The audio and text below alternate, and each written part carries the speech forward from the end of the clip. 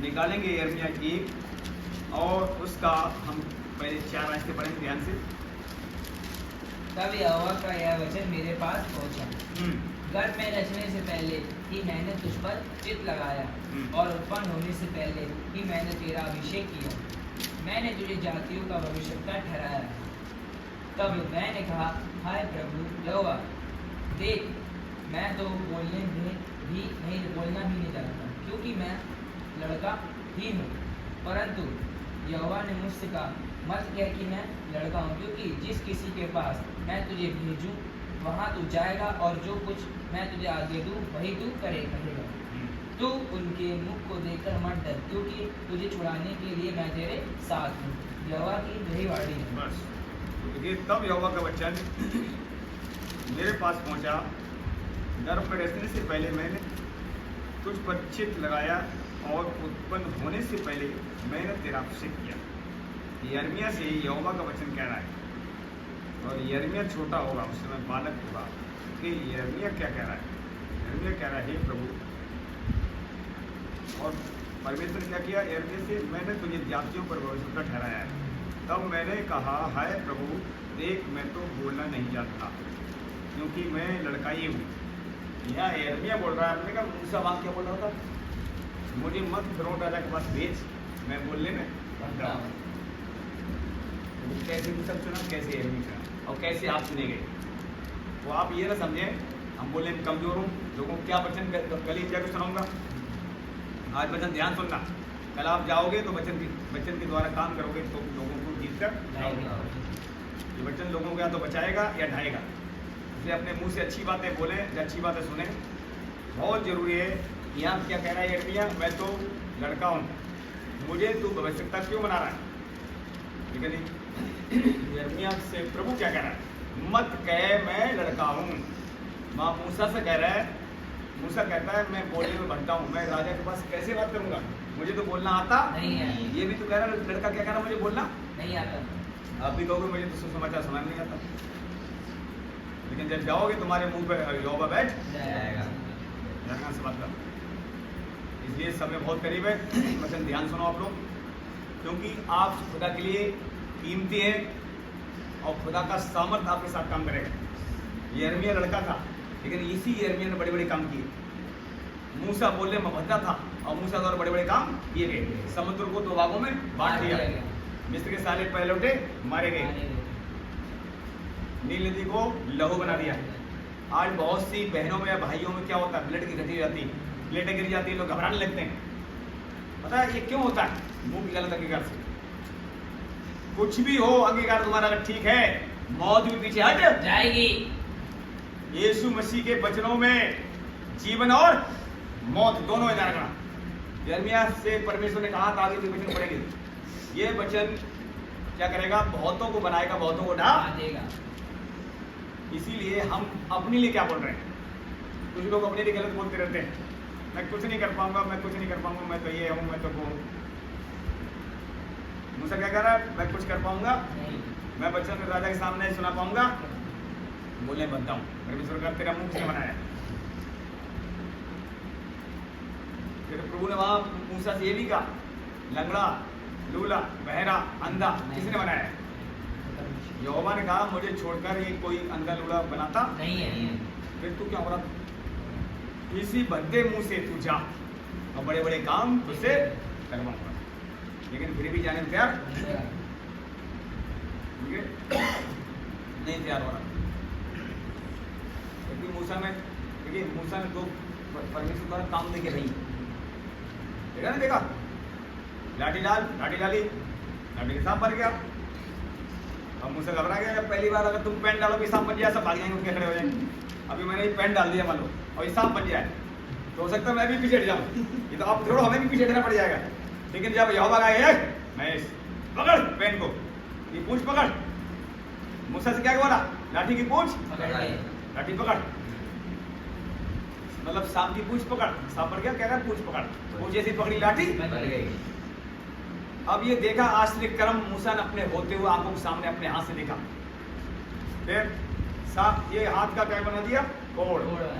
तो देख कोड मैं ही बनाता हूँ, बीमारी मैं ही लाता हूँ, चंगा भी नहीं करता हूँ, आज मैं ही करता हूँ चंगा। नहीं करता। अब आप समझो वचन किसके हैं? यहोवा के हैं।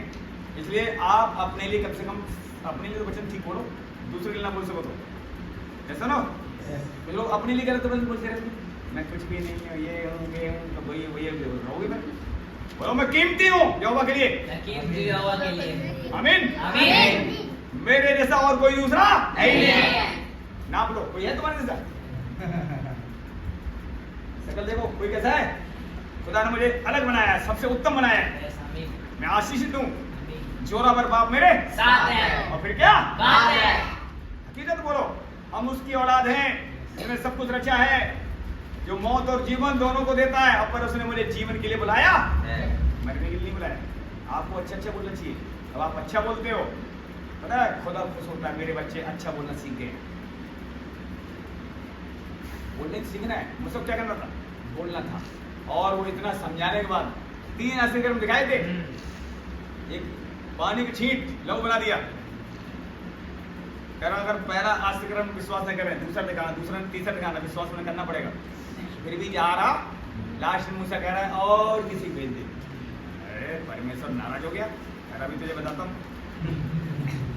परमेश्वर उसे मारने के लिए दौड़ा मूसा को, और बीच में उसकी पत्नी आ गई, नहीं तो वो मार लिखा हुआ है।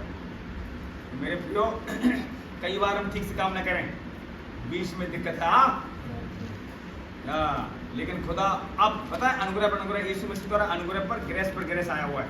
अगर अभी कोई भी गलती है, तुम समझौता करते हो, तुम्हें जीवन का जीने का और मौका दिया। सच बता रहा हूँ, परमेश्वर दयालु है। लेकिन फिर भी लोग अपने शब्दों से, मुंह से शब्द ठीक ना बोलने से प्रॉब्लम उठाते रहते हैं। बोलने से यहोवा ने दुनिया बनाई थी, उजाला हो, ये हो, वो हो, ये बन, वो बन, यहोवा ने बोलता गया और सब कुछ बनता। तो आज अगर हम ये वचन को बोलते हैं, तो जैसा वचन बोलते हैं वैसा ही होगा। ये बात अलग है, यीशु मसीह का एक बार मुर्दा उठ जाएगा, तब मैं 10 बार बोलना पड़ेगा तब उठेगा, 100 बार बोलो तो उठेगा जरूर। ये वचन को आप मुर्दा को बोलते रहे, उठ मुर्दा, यीशु नाम से उठ उठ उठ उठ उठ। पता कई बार क्या हुआ? अब देखिए एक बंदा बैठा हुआ, कहाँ गया? उसमें बैठा ना, एक ये बैठा लखन, इसका बाप तो विश्वास भी नहीं करता, दो करता रहा अपनी, इसकी मम्मी ऊपर हाथ रखे तो मर चुकी थी। पूछो जरा, इसकी मम्मी मर गई थी, मर गई थी बहुत साल पहले, डॉक्टर ने मना करके ले जाओ। अब किसी ने फोन किया तो बोला, बंदे ने फोन किया, उसने कहा ऐसा करो, तुम धन्यवाद करो, उसके हसीने बात रख के धन्यवाद यीशु धन्यवाद यीशु धन्यवाद यीशु करता रहा। सुबह 9 बजे से रात के 3 बजे तक करता रहा। 3 बजे के बाद दोबारा सांस आ गई। बताओ, अभी मैंने क्या जब बोलते रहोगे यीशु का एक बार उठ तो एक बार उठ जाएगा। हम लोग ये है कई बार बोलना पड़ेगा, लेकिन बोल तो यीशु मसीह वचन रहे हैं। इसमें वचन क्या है? जीवन। वचन जीवित है, प्रबल है, से चौका है। इसलिए ठट्टा मजाक फालतू की बातें अपने मुंह से बोलना बंद करो। अगर आप चाहते हो मेरे शब्दों में सामर्थ हो, किसी से हाय हाय मजाक मत करो। मैं ऐसे कर मजाक करने के लिए, ये भी तुम करने के लिए नहीं हो। गीतों में बढ़ो, भजन में बढ़ो, प्रैक्टिस करो वचनों की। हम सब बोलना सीख रहे हैं, सिर्फ बता रहा हूं। और जो बोलना सीख गया वो इसका क्या बोलेगा? फल भोगेगा। जीव के बस में हो तो जीवन दोनों। जिसे बोलना आता है, अच्छा या बुरा, बुरा बोलेगा तो बुरा फल भोगेगा, और अच्छा बोलता है तो अच्छा फल भोगेगा। अब बोलना तुम्हारे जीव के बस में हो तो जीवन दोनों। गलत बात बोलो ही मत, शैतान कुछ नहीं कर सकता। सर बताओ, देखिए गलत शब्द बोलते हैं शैतान थामेगा, और प्रभु को से बोलते हैं पवित्र वचन को थामेगा, प्रभु स्वर्गदूत थामेंगे। दोनों काम के लिए तैयार खड़े हुए हैं। शैतान भी खड़ा हुआ है, परमेश्वर स्वर्गदूत खड़े हुए हैं। इसलिए गलती अगर शब्द निकल जाए, मुंह से निकल भी जाए गलती से, तुरंत कैंसिल करो। टूटे जो क्षमा मांगो प्रभु से, उन्हें कैंसिल करो। उन्हें घूमने मत दो वातावरण, कैंसिल। जो मुंह से निकला गलत शब्द उन्हें किसी के नाम से कैंसिल करता हूँ या करती हूँ। बहुत जरूरी है। अब ये यिर्मयाह से आगे परमेश्वर क्या कह रहा है? परंतु यहोवा ने मुझसे कहा, मत कह कि मैं लड़का हूँ, क्योंकि जिस किसी के पास मैं तुझे भेजूं वहां तू जाएगा, और जो कुछ मैं तुझे आज्ञा दूंगा वही तू कहेगा। तू उनके मुख को देखकर मत डर, क्योंकि तुझे छुड़ाने के लिए मैं तेरे साथ हूँ। यहोवा की यही, आप कहीं भी जाओगे, कौन छुड़ाएगा, कौन बचाएगा? जेल में चले गए, किसने छुड़ाया? कोई उनको जवान करने गया था क्या? नहीं आधी रात सिलास पौलुस गीत गा रहे थे, भजन गा रहे थे, परमेश्वर की प्रार्थना कर रहे थे। और स्वर्गदूत पहुंच गया। अचानक बड़ा भूदौड़ हुआ, जेल की सारी दीवारें सब बंधन टूट गए, दीवारें हिल गई, दरवाजे खुल गए और वहां लिखा कैदी की आजाद। जो कितनी बड़ी बात। क्या उस समय ऐसा हो सकता? क्या आज नहीं हो सकता है? आज भी ऐसा होता है। परम वचन बोलना नहीं चाहिए। सिलास पौलुस करते क्या थे? प्रभु का भय मानते थे। पढ़ो, प्रभु का काम करते थे। अगर आज हम लोग प्रभु काम कर रहे हैं, करना सीख रहे हैं, तो धीरे धीरे ही आगे बढ़ते हैं। ये भी बालक है। क्या बोल रहा मैं? बालक हूं, मुझे बोलना नहीं आता है। जब इन्होंने प्रभु ने भेजा, जब यिर्मयाह ने सेवकाई शुरू करी, तो वहाँ लिखा हुआ है, अभी आगे बढ़ेंगे, अभी देखिए और आगे जाते हैं। 9 से बढ़े जाना जल्दी से। हम लोग ध्यान सुनो सब लोग वचन। यिर्मयाह भी बालक था, वो भी डरता था शुरू में। तब यहोवा ने हाथ बढ़ाकर मेरे मुंह को छुआ और यहोवा ने मुझसे कहा, देख मैंने अपने वचन तेरे मुंह में डाल दिए। सुन, मैंने आज के दिन तुझे जाति और राज्यों पर अधिकारी ठहराया है, उन्हें गिराने और ढा देने के लिए, नष्ट करने और काट डालने के लिए, या उन्हें बनाने और रखने के लिए। बस। तो तब यहोवा ने हाथ बढ़ाकर मेरे मुंह को छुआ और यहोवा ने मुझसे कहा, देख मैंने अपने वचन तेरे मुंह में डाल दिए हैं। और आज हमारे मुंह में, अंदर हृदय में क्या है? वचन नहीं है। अब आप बोल क्या रहे हो इसी के लिए? जब गुस्सा आता तब क्या बोल रहे हो?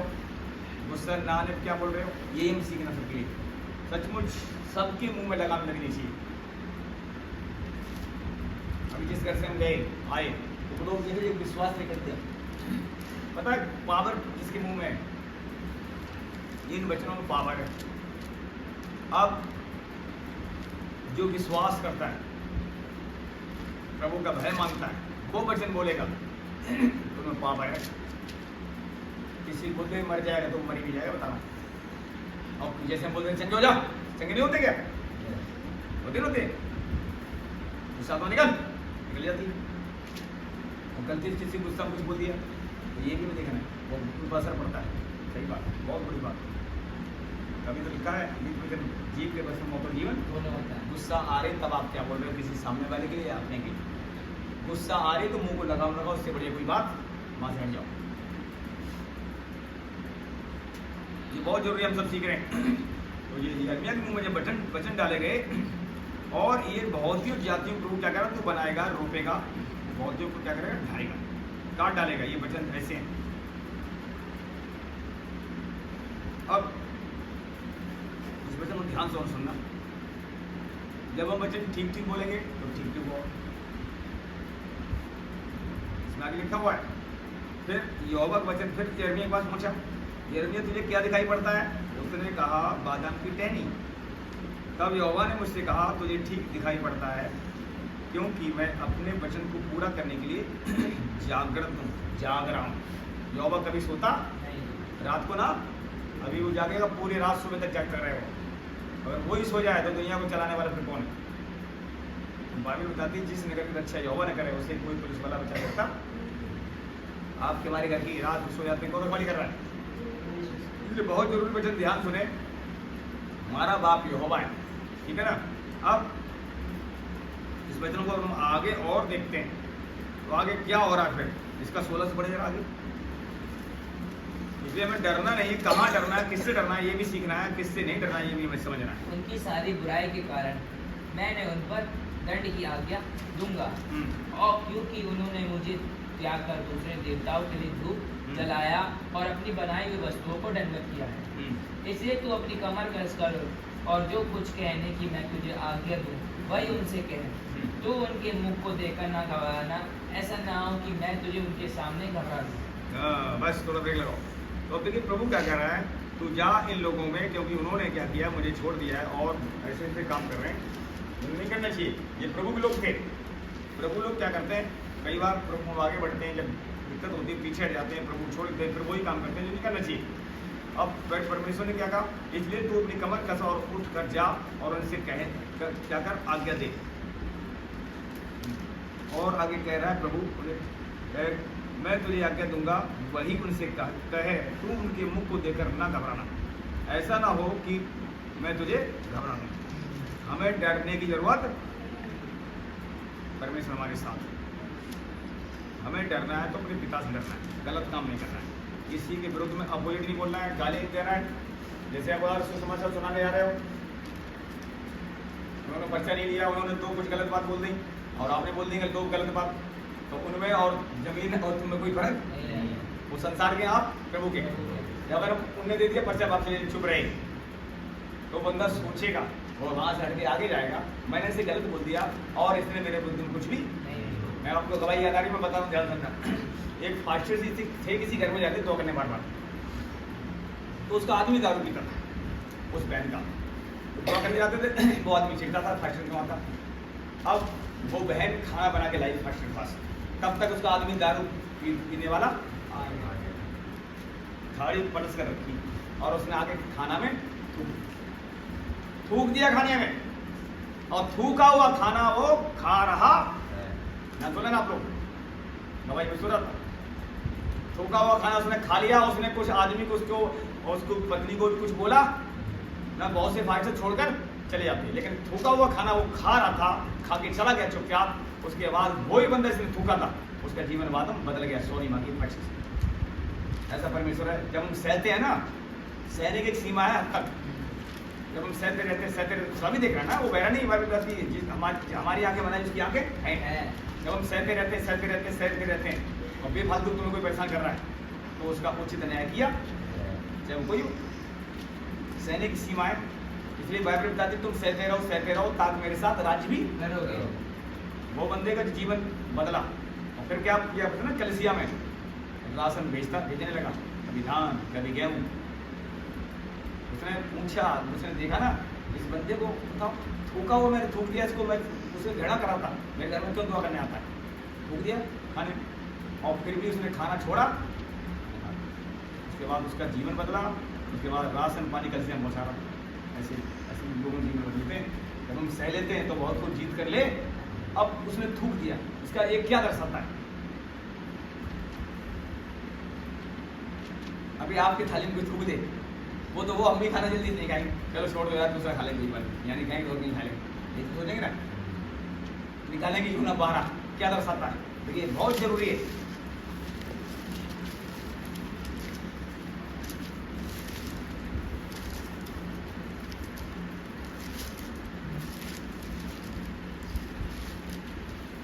रूना 12:24 से पढ़ो जरा। मैं तुमको सच सच कहता हूँ कि जब तक गेहूं का दाना भूमि में पड़कर मर नहीं जाता, वह अकेला रहता है, परंतु जब वह मर जाता है तो बहुत फल लाता है। बस गेहूं अकेला कब तक रहता है? जब तक भूमि में ना जाए, और भूमि में जब पड़ता है गेहूं, वो मरता है, सड़ता है और तना लेकर आता है, कई दानों को लेकर। अब ये फास्टर कैसा था? शरीर में उसे गुस्सा आता, थूकने के बाद इसमें से मुंह पे थूका के गुस्सा आया क्या? गाड़ी में उसी गुस्सा आया, गुस्सा कब आया? जब प्रार्थना भवन गड़बड़ देखा। तो आपको हमें गुस्सा कहाँ आता, कहाँ आना चाहिए, कहाँ नहीं आना चाहिए, हम सब सीख रहे हैं। सही बता रहा हूँ, हमें अपने लिए प्रार्थना ज़्यादा करनी चाहिए। आपके मुंह पे कोई थूक दे तो बिना मारे उसे आप छोड़ोगे? बोलिए, या कोई बच्चा गड़बड़ करता है उसकी बात अलग है, मुंह पे थूक दे एक तड़ाक मारोगे, अरे फिर कहाँ रहेगी मसीहत? यही हम सब सीख रहे हैं। यीशु मसीह के मुंह पे थूका गया, यस या नो? गाड़ी नोची गई, ये सब क्यों हुआ पता है?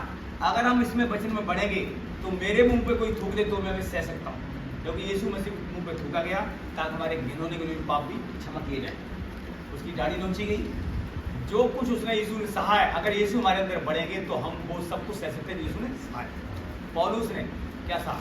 यीशु मसीह ने एक बार को दिखाई तो पौलुस ने 7-8 बार को दिखाई, उससे ज़्यादा दिखाई। यीशु मसीह की किले ठोकेगी, पौलुस गर्दन काटेगी। पतरस, यीशु मसीह सीधा टांगा गया, पतरस को उल्टा टांगा गया। क्यों पतरस ने इतना सहा? क्योंकि पतरस में यीशु बढ़ रहे थे। वही पतरस जो यीशु मसीह इनकार करता, मैं तुझे जानता, मैं प्रभु को जानता नहीं। यीशु मसीह कौन मुझे नहीं पता। प्राण बचाने के लिए बोला। जब प्रार्थना बढ़ी, यीशु बढ़े पतरस के अंदर, फिर वही पत्थर कहता है यीशु मसीह को सीधे टांगा गया, अगर मुझे कोई स्लीप टांगे तो उल्टा टंगवाना। ये लिखोगे यही पत्थर को भी कहाँ सामत आई सहने की, बताओ जरा। यीशु से आई नहीं आई। तो अगर हम सहना चाहते हैं, कोई में गाली दे गलौज दे बुरा वाला बोले, अगर हम सहना चाहते हैं तो वचन में बढ़ना पड़ेगा, वचन के द्वारा में मरना पड़ेगा। ये फास्टर मर गया था, गेहूं क्या करता है, मर जाता है तब बहुत दाने, अगर हम मरेंगे तो बहुतों को जीत कर, अगर मरेंगे नहीं कहीं ना कहीं थोड़ी सांस रहेगी, सांस को मिलती रहेगी तो हमारा मुंह चलता। कितनी बड़ी बात है। और प्रभु ने क्या बड़ी बात कही, देखिए आगे क्या कह रहे हैं प्रभु 26 आयत में, यदि कोई मेरी सेवा करे तो मेरे पीछे बोले, और जहां मैं हूं वहां मेरा सेवक होगा। यदि मेरी कोई सेवा करे तो पिता उसका आदर, मुंह पे थूकने वाले थूकेंगे पर स्वर्ग से आपको आदर दिया। यीशु की दाढ़ी नोची की आदर कहां से आया, स्वर्ग से। यहां तक आज्ञाकारी रहा, फिर उसकी मौत भी फिर स्वर्ग से आया। यही यीशु मसीह स्वर्ग में पृथ्वी के नीचे हर शक्ति को घुटना टेकना पड़ेगा, ऐसा नाम दिया, सर्वश्रेष्ठ नाम यीशु मिला जो आज तक किसी को न मिलेगा। हम यीशु साथ सब जाएंगे, लेकिन जो स्थान यीशु का है वो किसी को नहीं मिलेगा। एक बहन आई यीशु मसीह के पास, उसने कहा मैं प्रभु चाहती हूँ मेरा बच्चे दाएं बाएं तेरे बैठे। यीशु मसीह ने कहा जो कटोरों में पीना चाहता हूँ मैं, मुझे पीने जा रहा हूँ, क्या तुम पी लोगे? कह रहा हाँ मैं पी लूंगी। तो यहाँ तक रुक गया, मतलब यीशु मसीह कीले ठोकी वाली, हाँ मैं कीले ठोकवा लेंगे पर मेरा बच्चा तेरे दाएं बाएं बैठे। ये मांग रही है माँ बच्चों के लिए। यीशु मसीह से कह रही मुझे दे, मेरे 2 बच्चे हैं, तेरे एक दाएं बैठे एक बाएं बैठे। पर यीशु मसीह ने जब पूछा मैं जो कटोरा पीने जा रहा हूँ क्या तुम पी सकते हो? कह रहा हाँ पी सकते हैं, कोई दिक्कत नहीं, मतलब कीले ठोकवा लेंगे तैयार, पर मेरे बच्चे तेरे दाहिने बाएं बैठने चाहिए। अरे नहीं, फिर प्रभु ने बोला ये तो पिता ने ठहराया, जिसे दाएं बाएं बैठे वही बैठे, मेरा काम नहीं। समझ गए? यीशु मसीह क्या कह रहे हैं चेलों से? चेलों ने पूछा तेरे अंत में आने का समय क्या होगा प्रभु मुझे बता, तू कब आएगा दुनिया का न्याय करने? जब समय आएगा अंत की दुनिया का, तब कब आएगा? प्रभु ने कहा देखो ये काल और समय मेरे हाथ में नहीं, ये पिता के हाथ में रखेंगे, ठीक है ना? मैं कब आऊंगा ये पिता जानता है, मुझे भी पता नहीं। इसलिए आप देखा वो यीशु मसीह ने एक जगह कहा है पिता मुझसे बड़ा है, मैं अपनी भेड़ों को पिता के हाथ में सौंप देता हूँ, पिता के हाथ से मेरी भेड़ को छीन नहीं पाएगा। इसलिए हाँ ये जरूर यीशु ने कहा पिता मुझ में, मैं पिता में रहता हूँ, पिता मेरे अंदर रह के काम करता है, जो पिता कहता है उतना ही मैं काम करता हूँ। और आज अंतिम दिनों में यीशु हमारे अंदर रहना चाहता है, वो बढ़ना चाहता है। यीशु हमारे अंदर बढ़ेगा और यीशु हमें बताएगा वास्तव में ये काम कर और ये मत कर। यीशु हमें हमारे अंदर बढ़ना चाहिए। अब बढ़ेगा कैसे आप जानते हैं? प्रार्थना, गीत, वचन, जितना वचन में तू समाएगा पूरा यहाँ तक बन जाओ। गीत है वो भी हम लोग पहले बहुत गाते थे, तो पानी में डूब जाओ ऐसे गीत है, भूल गए बहुत पहले गीत। पुराने गीत सब धीरे धीरे भूल जाए, अगर वो गीत निकालो ना तो अभी उनमें कोई तुम्हारा रेड कॉपी नहीं आई रहे, पुराने गीत कोई गाते ही नहीं। और नए गाए रहे सिर्फ नए वाले गीत जिन्होंने बना लिए वो बड़ा सेंस समझ रहे गीत क्या बना लिए, पवित्र आत्मा गीत गाते थे सेंस समझ रहे अपने। पुराने ऐसे ऐसे गीत हैं उन्हें बहुत से लोग गा रहे नहीं, गा रहे सिर्फ बहुत से गीत ऐसे।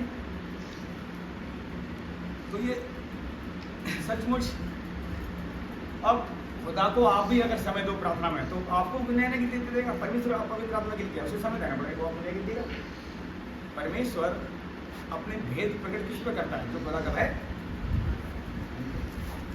वह मानने वाला। अभी क्या समय आया? बंदा मरना चाहिए, शरीर में मरना चाहिए, गाली बजली गाली न देना, बुराई से लग रहना, कुछ भी हो सारी बातें सह लेना। प्रेम क्या करता? सारी बातें सह लेता, क्या लिखा है?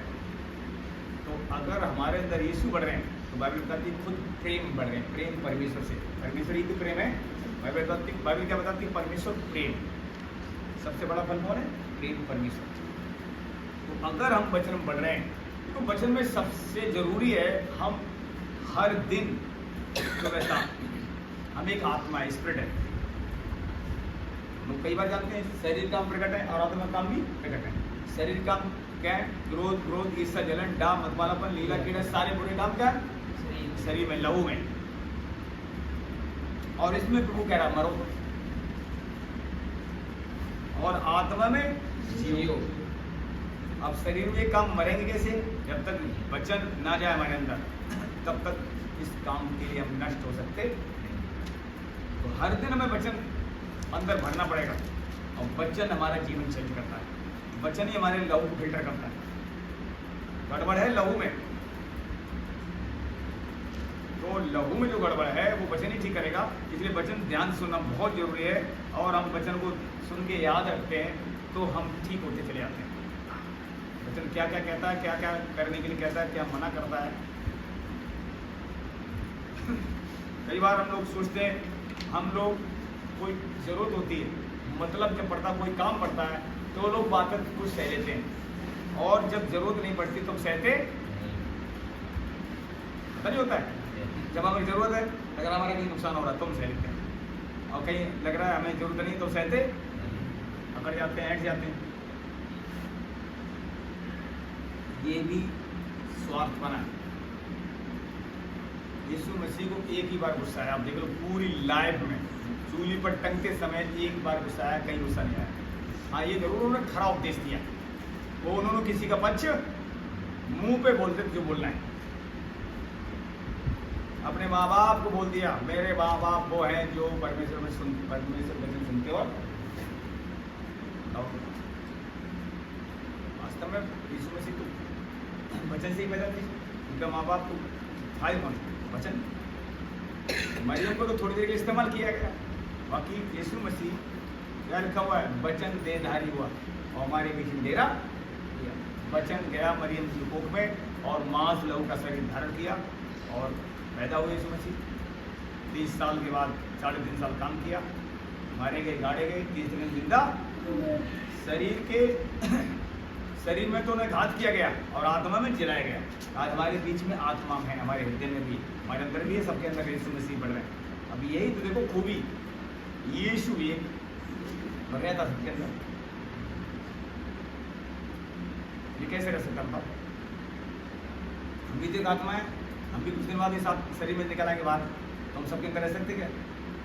चाहे दुष्ट आत्मा देख लो, दुष्ट आत्मा अगर एक है, सबके अंदर नहीं रह सकती। एक बंदे के अंदर है तो दूसरे के अंदर रह सकती, वहां से निकलेगी तो दूसरे में जाएगी। ध्यान सुन लेना। अब यीशु मसीह क्यों सबके अंदर रह सकता है? यीशु मसीह सर्वव्यापी है। यहोवा एरे, रोपे, निस्सी, रोही, मीकातिस, सित्केनु, शामा, शालोम, इलोम, एल्शदाई, अदोनाई। सर्वव्यापी वो सामा है, वो सब जगह एक ही बार में समाता नहीं है। स्वर्ग में भी, यहाँ भी चारों तरफ उसने घेर रखा है। अब बताओ उसका खौफ कितना मानना चाहिए।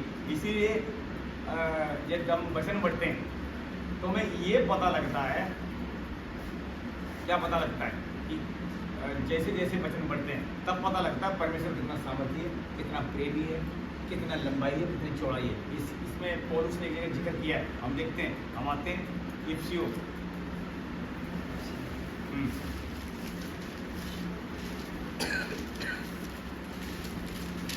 के बाद इफिसियों निकालेंगे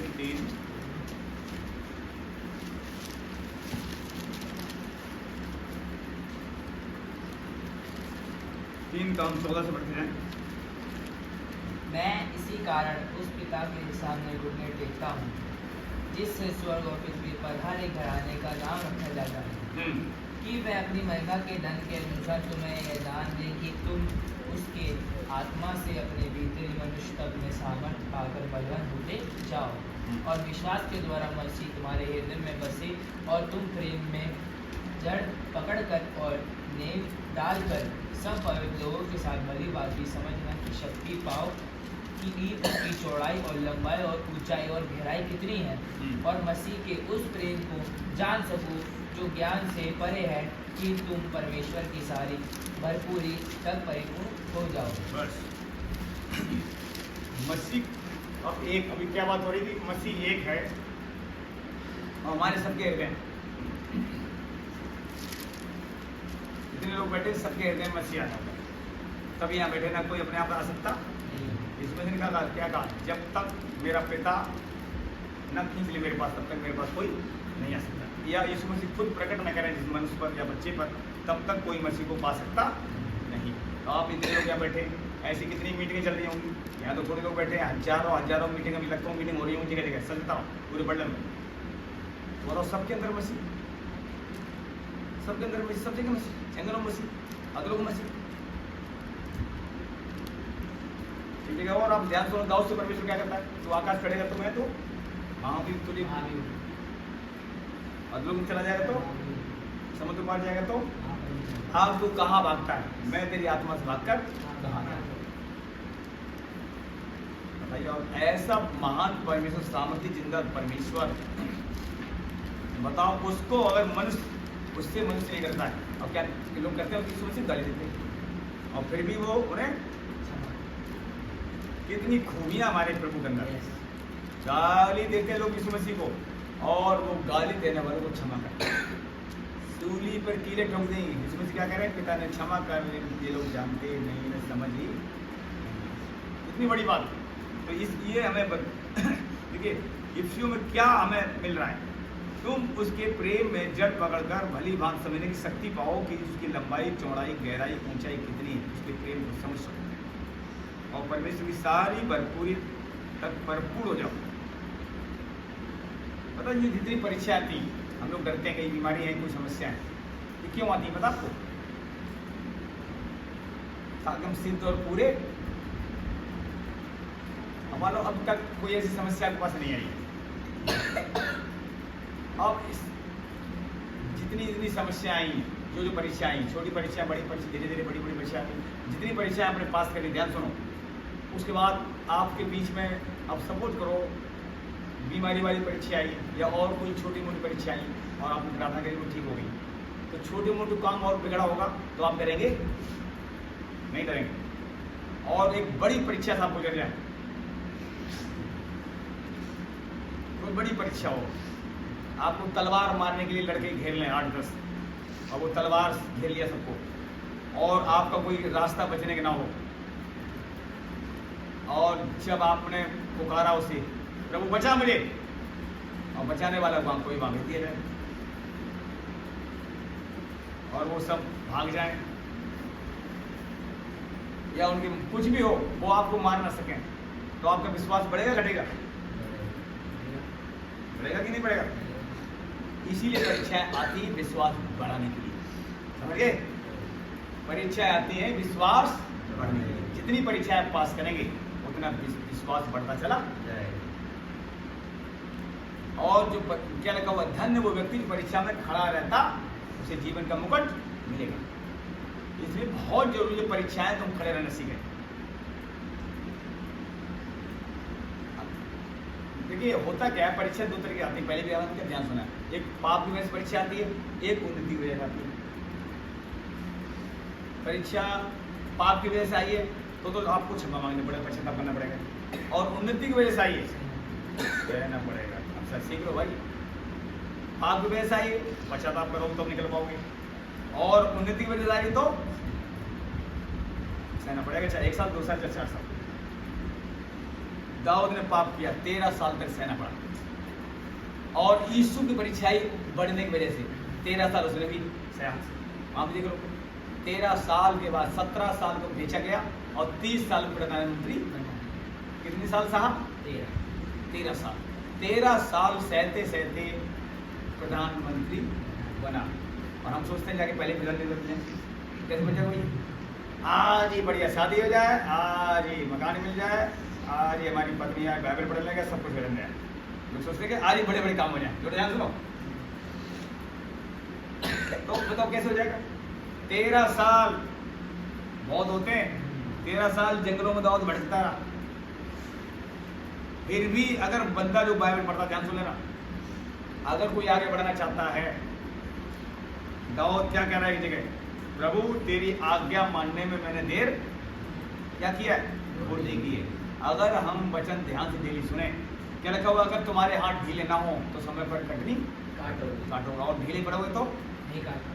अब तुम प्रार्थना ही नहीं करो, बाइबल नहीं पढ़ो, रूटीन में बनानी पड़ेगी सबको। और प्रार्थना करके कुछ लोग क्या करते हैं, अब अंतिम दिनों में प्रार्थना करनी छोड़ दी, कितने लोग तो कलसिया में छोड़ दी।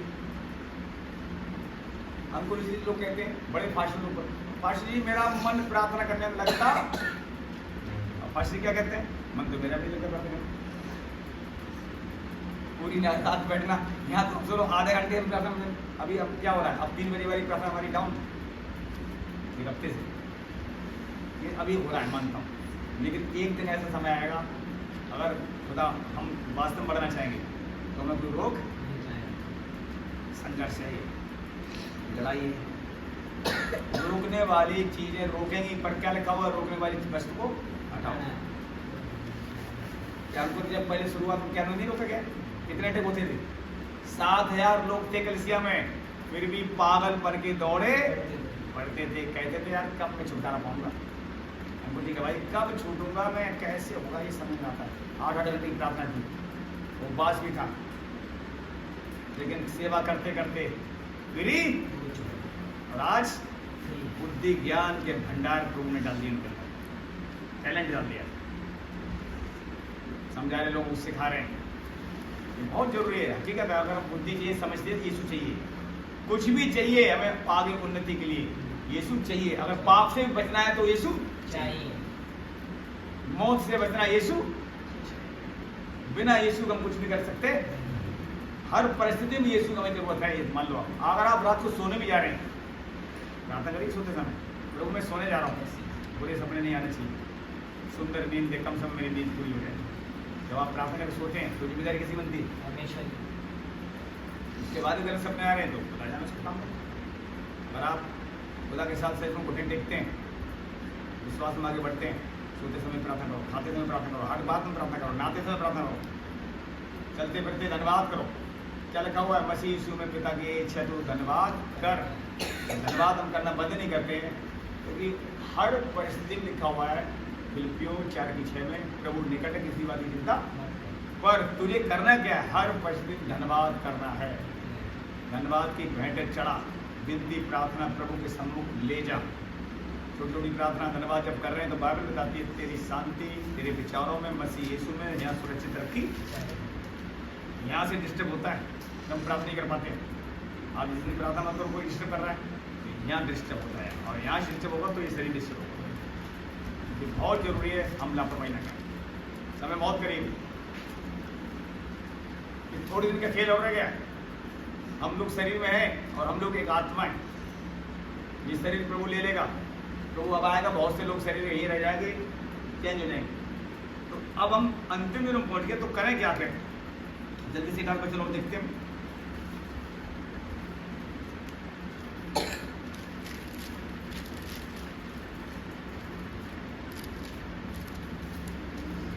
आप जानते हैं प्रभु में की गई मेहनत कभी व्यर्थ नहीं जाएगी। फिर मेहनत पीछे करने में हम क्यों हटे, उसको समय देने से पीछे क्यों हटे।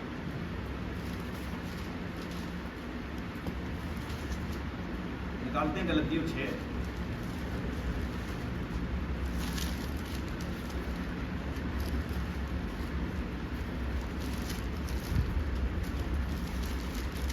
गलतियों 6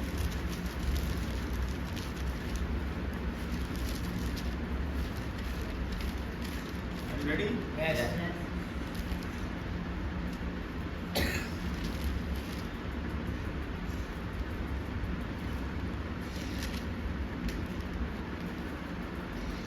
छह का पहले 9 पढ़े। हम भले काम करने में साहस न छोड़ो, क्योंकि यदि हम ढीले ना हो तो ठीक समय पर कटनी काटेंगे। इसलिए जहाँ तक अवसर मिले हम सबके साथ भलाई करें, विशेष करके विश्वासी भाइयों के साथ। बस देखिए, हम भले काम करने में साहस न छोड़ें, क्योंकि यदि हम ढीले ना हो तो ठीक समय पर कटनी काटेंगे। इसलिए क्या कह रहे हैं यहाँ पर लिखने वाले, इसलिए जहाँ तक अवसर मिले हम सबके साथ भलाई करें, विशेषकर विश्वासी लोगों के साथ, क्योंकि भलाई करने के लिए हमें सृजा गया है, बुलाया गया है, आशीष देने के लिए बुलाया गया। ये बहुत जरूरी है। अब ये जो लिखने वाला पौलुस है, आप देखा उसने बहुत दुख उठाया। अब सुसमाचार आप सुनाओगे क्या होगा, आनंद तो मिलेगा, लेकिन सुसमाचार सुनाने में दुख उठाना दुख उठाओ सुसमाचार ये हथियार है। धूप में जाओगे या वैसे जाओगे, लेकिन उसके बदले रिटर्न आनंद आएगा, कागज मिलेगा, बल मिलेगा। और एक हथियार आपको और बढ़ गया, वचन जानते बोलते हथियार है ही है, सुसमाचार सुनाना, शैतान के कामों को नाश करना और ये हवा को काम बढ़ाना। आप मैसेज ले जा रहे हो किसका, मैसेंजर बन गए आप। हाँ, तो आपके पीछे चारों ओर कौन जाएगा पता, हेवन के स्वर्ग मिल जाएगा। हेवन से आपकी कीमत बढ़ चुकी है ना, और ये आप ऐसा काम कर रहे हो, कीमत बढ़ चुकी है। एक फास्टर कीमत बढ़ जाती है, एक अपॉर्चुनिटी कीमत और ज़्यादा बढ़। तो आप अगर कीमत सचमुच अपनी बढ़ाना चाहते हो, प्रार्थना पढ़ो, वचन पढ़ो और प्रभु की जिम्मेदारी में लग जाओ, काम में कीमत आपको बढ़ जाएगी। स्वर्गदूत आंखों से दिखाई नहीं देंगे, पर आपके साथ स्वर्गदूत रहेंगे। इसीलिए अपने मुंह में लगाम लगाना सीखो, कहीं भी हमें गलत चीज़ें नहीं बोलनी।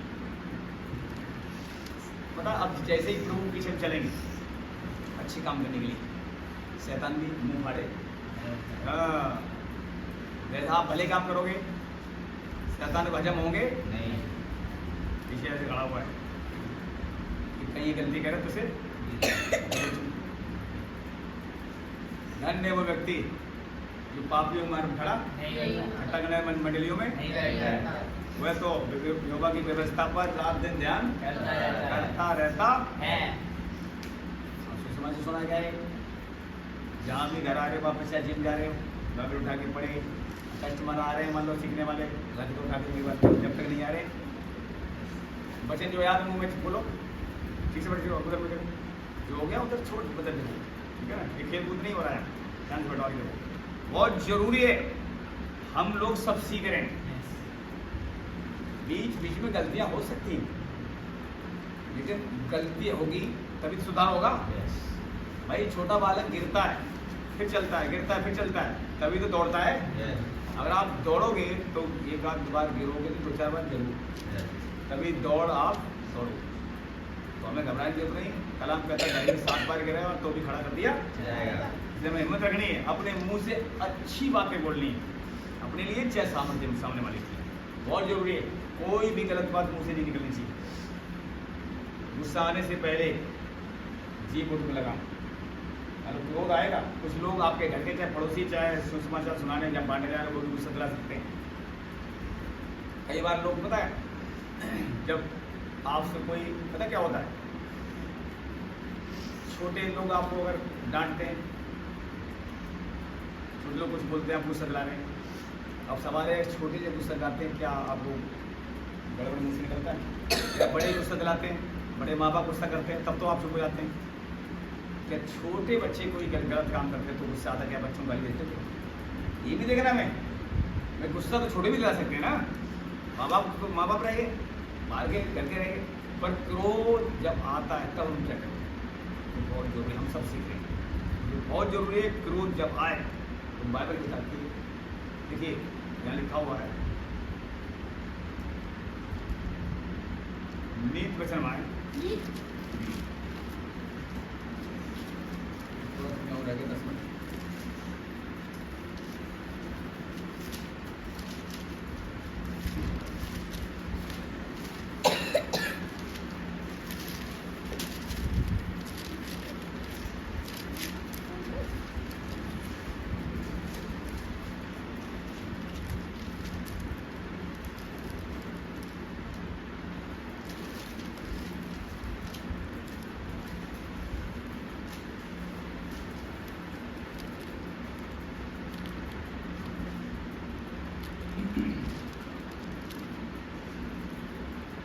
अध्याय निकालेंगे, वचन 15 और उसका 1 आयत पढ़े। कोमल उत्तर सुनने से गुस्सा ठंडा हो जाता है, परंतु कटु वचन से क्रोध भड़क उठता है। बस तो देखिए, जब गुस्सा आए एक तो चुप रहे या उसे ऐसे वचन बोलना चाहिए गुस्सा ठंडा हो जाए, कटु वचन नहीं, और क्रोध भड़क जाता है। तो हमें लोगों को यही तो देखना है, कोमल उत्तर सुनने से गुस्सा ठंडा हो जाता है, परंतु कटु वचन से क्रोध भड़क जाता है। एक गुस्सा करा दूसरा गुस्सा करने लगे, क्या होगा? लड़ाई झगड़ा हो, जाए। एक चुप रहेगा तो लड़ाई होने वाली। ये हमें सीखना है, ये हम सब सीख रहे हैं। तो इसलिए चुप रहने में, कहाँ रहना, चुप रहना है, कहाँ बोलना, ये हमें आना चाहिए। मान लो कोई गलत काम कर रहा है, कोई पाप कर रहा है, तो हमें बस चुप नहीं रहना है, हमें बोलना भी है। मान लो बच्चा कोई काम पकड़ रहा है, बच्चा कोई काम पकड़ रहा है, या बड़ा कोई काम पकड़ रहा है, तो हमें बोलना भी है। तो क्रोध को, लेकिन और फिर हम आते हैं एफसीएम जानते हैं, वापस भी जल्दी हैं हम उस बच्चे को जानते हैं, फिर भी एफसीएम वापस आ रहे हैं। ठीक है, चार अध्याय निकालें, 4 का 25 से पढ़ें। इस कारण झूठ बोलना छोड़ दो, हर एक अपने पड़ोसी से सच बोले, क्योंकि हम आपस में एक दूसरे के अंग हैं। क्रोध तो करो पर पाप मत करो, सूर्यास्त होने तक तुम्हारा क्रोध ना रहे और न शैतान को अवसर दो। बस बस, अब क्रोध तो करो परंतु पाप मत करो, सूर्यास्त होने तक तुम्हारा क्रोध ना रहे और न शैतान को अवसर दो। हम सब सीख रहे हैं, क्रोध आए शाम तक क्रोध जाए, ये नहीं अगले दिन तक क्रोध बना रहा है। लेकिन आप हम सब अपने लिए प्रार्थना इस बात करें, प्रभु मुझे क्रोध से बचा, बोलने में धीमा बना, क्रोध में धीमा बना, क्योंकि परमेश्वर प्रेम है, हम प्रेम की संतान बन गए। और प्रेम जब बढ़ेगा तो क्रोध पर हम जय पाएंगे। प्रेम जब बढ़ेगा तो क्रोध पर हम जय पाएंगे। हाँ, और क्रोध पर जय पानी बाइबल कहती है, यीशु मसीह ने कहा है, यदि उससे कहा गया था खून न करना, लेकिन हम तो उससे कहते हैं अपने भाई पर क्रोध भी। क्रोध क्या करता है? खंडन। हम देखते हैं वहां पर कैन ने हाबिल पर क्या किया था? क्रोध। गुस्सा वाला बंदा था, क्रोध बहुत ज्यादा उसको, क्या किया? अपने भाई की हत्या कर दी। यही हम क्रोध करते हैं तो कहीं न कहीं गड़बड़ करते हैं और लोगों को हत्या करते हैं। तो लोगों ने कहा क्रोध अगर करे तो शाम तक सूर्य तुम्हारा क्रोध ना रहे और दुष्ट को अवसर ना मिले। बहुत जरूरी है, हम सब सीख रहे हैं। जब सीख रहे हैं तभी तो आगे लोगों को सिखाएंगे। इसलिए वचन ध्यान से सुनो। वचन कहता क्या है कि हमें क्रोध तो आएगा, गुस्सा हो, घर में किसी ने काम किया है गुस्सा तो आएगा, लेकिन गुस्सा में रहना नहीं, गुस्सा करते करते सोना नहीं, फिर सुबह उठते गुस्सा रहे, क्षमा करके प्रार्थना करके सोना है। मन में गुस्सा किसी ने मिलाया है तो उसको हटाना है। जब हम गुस्सा कैसे हटाएंगे?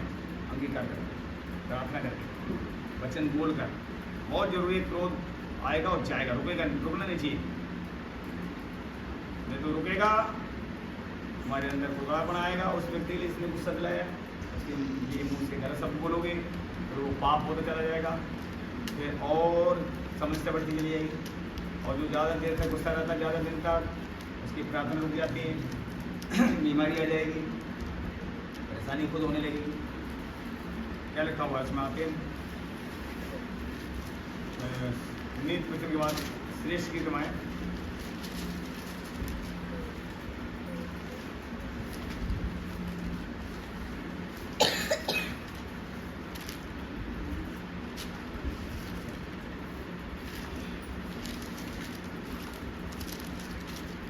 आठ का 6। मुझे नगीने के समान अपने हृदय पर लगा और ताबीज के समान अपनी बाह पर रख, क्योंकि प्रेम मृत्यु के तुल्य सामर्थ्य है और ईशा कब्र के समान निर्दयी है। उसकी ज्वाला अग्नि की दमक है, वर्ण परमेश्वर ही की ज्वाला है। पानी की बाढ़ से भी प्रेम नहीं बुझ सकता और ना महादर्शों से डूब सकता है। यदि कोई अपने घर की सारी संपत्ति प्रेम के बदले दे दे तो भी वह अत्यंत तुष्ट ठहरेगा। बस, लेकिन जैसे प्रेम ताकतवर है वैसे ही ईर्षा जलन ताकतवर है। वो क्या करती है? ज्वाला है और लोगों को जला देती है। इस मौत जैसे प्रबल वैसे ही प्रेम प्रबल है। अगर हम प्रेम में बढ़ते हैं तो प्रेम में सामर्थ्य है, प्रेम ताकतवर है। इसलिए हम बहुत जरूरी ध्यान से देखें, प्रेम में क्या है? पावर है।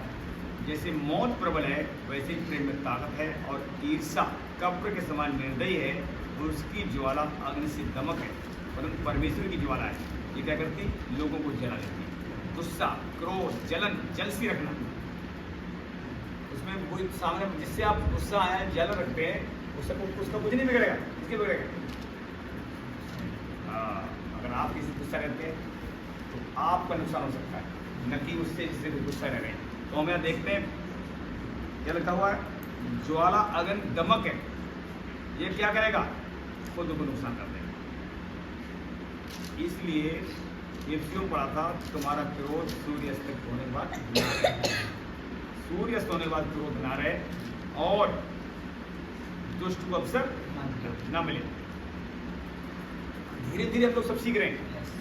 कई बार गुस्सा महीने किसी से रह सकते हैं, अगले दिन खत्म कर सकते हैं, उसी दिन खत्म कर सकते हैं। महीने महीने गुस्सा लोग जो रहते हैं, क्या होता है, उनकी उन्नति रुक बराबर हो जाती है। गुस्सा आए और जाए, और गुस्सा वाला बंदा अगर खुदा के साथ संगति हर दिन बिताए, पता गुस्सा वाले बंदा क्या करते हैं, जैसे पिछली बार संडे मीटिंग ली जा रही थी, क्या हो रहा था, मैंने हाथ उठाया, परमेश्वर से कौन कौन आ रहा है, पूरी कलिसिया में एक बंदे ने हाथ उठाया, आप देख रहे थे, वाह ये बंदा सच बोल रहा है। गुस्सा तो कुछ लोग और भी लोग बुड़काते होंगे, पर किसी ने हाथ, एक बंदे ने हाथ उठाया, हाँ मैं गुस्सा हूँ परमेश्वर से। बाइबल बताती है परमेश्वर से गुस्सा होकर क्या कर लेंगे, उसका कुछ नहीं करना है। कितनी बड़ी मूर्खता है कि नहीं। परमेश्वर से क्रोध जो करेगा कैसे बचेगा। इजरायली लोग क्या करते थे, मूसा से और परमेश्वर से क्रोध वो बढ़ा देते और जंगलों में ढेर होते। जीवन मौत किसके हाथ में, हमारा जीवन किसके हाथ में बताओ। कई बार हम सोचते हैं प्रभु ने हमारी प्रार्थना नहीं सुनी, या इतना मुझे क्यों सहना पड़ रहा है। कभी आपने प्रभु से पूछा ये ताड़ना क्यों आई।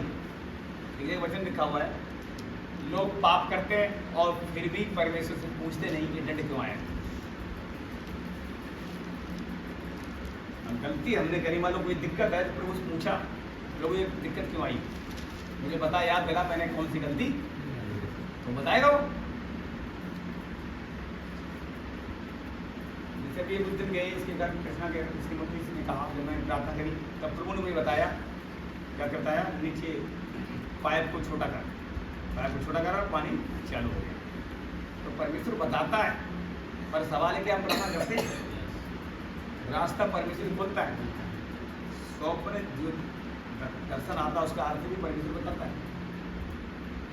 लेकिन हम उसके साथ संगति बिताएंगे तभी तो वो हमें बताएगा। अब हमारे पास समय नहीं होता साथ बैठने, वो तुम्हारे साथ कैसे बैठेगा, वो तो चाहता है हर व्यक्ति हमारे साथ बैठे।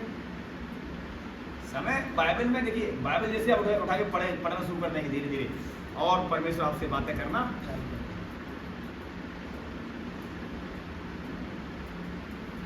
घंटे जरूर बाइबल बहुत जरूरी है। और जिसकी जान पहचान प्रभु के साथ ठीक हो जाएगी इसमें से साथ, फिर क्या होता है, कहीं भी किसी मोड़ पर आपको खतरा है, खतरा आने नहीं देगा, और अगर कहीं फंस भी जाते हो वो निकास करेगा। लिखा हुआ है परमेश्वर क्या करेगा, निकास करेगा। बहुत जरूरी है हम परमेश्वर के अधीनता में रहें। बाइबल बताती है परमेश्वर अधीन हो जाओ, शैतान का सामना करो, तुम्हारे पास से भाग जाएगा। तो हमें अधीनता में रहना अपने बाप को, जोरा पर जाओ। वैसे बताओ, ये मैं सोचना है यहाँ जितने लोग बैठे हैं सबकी फिक्र रखता है वो। कोई कमजोर है उसकी फिक्र भी है, कोई बलवंत है उसकी फिक्र है, कोई 10 घंटे प्रार्थना करता है सुनिए खुदा को उसकी फिक्र है। लेकिन कोई अगर आधा घंटे प्रार्थना कर कमजोर है, आपके घर में भी मान लो कोई बालक ज़्यादा कमजोर है या कोई आगे ज़्यादा बढ़ रहा है, किसकी चिंता रखोगे आप, बता रहे हैं कमजोर है तो बताइए आप। तो आप खुद सोचो, हम अगर कमजोर हैं तो कमजोर लोगों की चिंता यहोवा ज़्यादा करता है। क्यों करता है, ताकि तुम कमजोर ना रहें।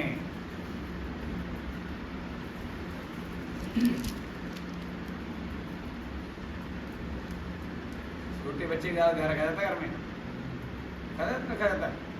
तो अगर आप छोटे हैं घर में, काय में, आत्मा में, प्रार्थना में, खुदा के साथ समय बिताने में कमजोर हैं, छोटे हैं, खुदा की नजर है। क्योंकि छोटा बच्चा कहीं गड़बड़ी कर सकता नहीं कर सकता। चलो बड़ा प्रार्थना वाला भी गलती कर सकता है, लेकिन वो प्रार्थना करने से पहले समझ सकता है। लेकिन छोटा गड़बड़ी करेगा तो वो प्रार्थना में बैठेगा, दोबारा उसे बैठाना पड़ेगा। इसलिए छोटे बच्चों का किसी का भी देखो आप, माँ बाप की नज़र छोटे बच्चे रहती, देखना जरा कहाँ निकल गया, बाहर मत जाने देना, कहीं इधर उधर घूम हो गया तो मैं ढूंढना। तो बाइबल बताती है अब इतनी साल हो गए हम लोगों को, कोई 10 साल में, कोई 5 साल की उम्र होंगे लोग, प्रभु क्या कह रहा है, अब तक तुम दूध पीते बच्चे मत बने रहो, अब तक तुम्हें गुरु हो जाना चाहिए था, और अब तक क्या करे, चुस्की पी रहे हो, बोतल पी रहे हो, निप्पल पी रहे हो। कब तक ऐसा होगा? दूध पीते बच्चे नहीं, अब अन्न खाओ। दूध पीते बच्चे को देखो क्या होता है, उसकी ज्ञानेंद्रियों का विकास होता, जैसे दूध पीता बच्चा बन लो है, उसे कितना समय है, उसे ज़्यादा समय नहीं लगेगा। लेकिन जो रोटी खाता, अन्न खाता, उसे समझ ज़्यादा होती है, नहीं होती है, ज्ञानेंद्रियों फिर विकास होता चला जाता है धीरे धीरे। 18 साल जब होता है तो गवर्नमेंट भी इसमें वोट डालने का अधिकार दे देती है, उसे अच्छा समझ में आता है कौन सरकार अच्छे काम कर रही है, कौन सरकार अच्छा काम नहीं कर रही है, उसके हिसाब से 18 साल वाला बच्चा वोट देता है। इस तरीके से हमारी जो ज्ञान इंद्रियाँ हैं उनका विकास कब होता है, जब अन्न खाते हैं, रोटी सब्जी खाते हैं। दूध खाने वाला बच्चा के सारा विकास नहीं हो पाता है, वो छोटा रहता है, उसे समझती नहीं। इसे एक जगह लिखा हुआ है, दूध पीते बच्चे मत बने रहो, तुम सियाने हो गए, अन्न खाओ, विकास हो तुम्हारा। कुछ लोग बड़े हो जाते हैं, बाल पक जाते हैं, फिर भी दूध पीते वाले बच्चों जैसी बातें, हरकतें खुदा ये चाहता नहीं। तो हम सबको आशीष दे, इसलिए हर दिन क्या करो, समझ में बढ़ो, ज्ञान में बढ़ो, प्रार्थना में बढ़ो। प्रभु आपको सचमुच जवान होता हुआ देखना चाहता है। आइए आंखों बंद करेंगे। प्रभु हम धन्यवाद करते हैं, जितने भी भाई बहन जुड़े इन सबको छू ले एक पर, तेरी नजर है, ये दूध पीते बच्चे नहीं, तो वो सियाने हो, ये समझदार हो, जवान हो, आत्मा खुदावन तेरे लिए तैयार हो और तेरे काम आए। छू ले खुदा, सब चंगे बड़े हो जाए, छूट जाए, जो बात और खुल जाए, रिश्ते की बात खुले खुदा, जो कुछ भी खुदावन के काम रुके हुए हैं इस 2024 में सारे काम पूरे हो। बड़ी गवाहियाँ रुकावट सब कैंसर सारी महिमा सारा प्रभु यीशु मसीह के नाम से आमीन।